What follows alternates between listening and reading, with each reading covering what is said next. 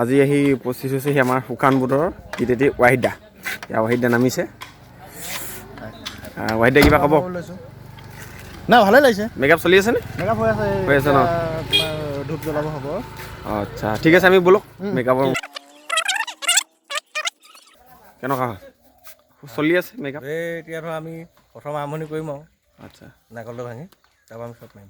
ঠিক আছে নাৰিকলটা ভাঙিম এতিয়া। অঁ এইফালে এতিয়া আমাৰ মেকআপ কৰি আছে, এইফালে সাজুদা আছে। নমস্কাৰ, সকলোকে শুভেচ্ছা থাকিল। গীতটো ভাল হওক, ৰাইজে আদৰি লওক। আমাৰ কৌস্তৱ দা মেকআপ কৰি আছে, চাওঁ অকণমান চাই দিয়ক। কিবা ক'ব নেকি?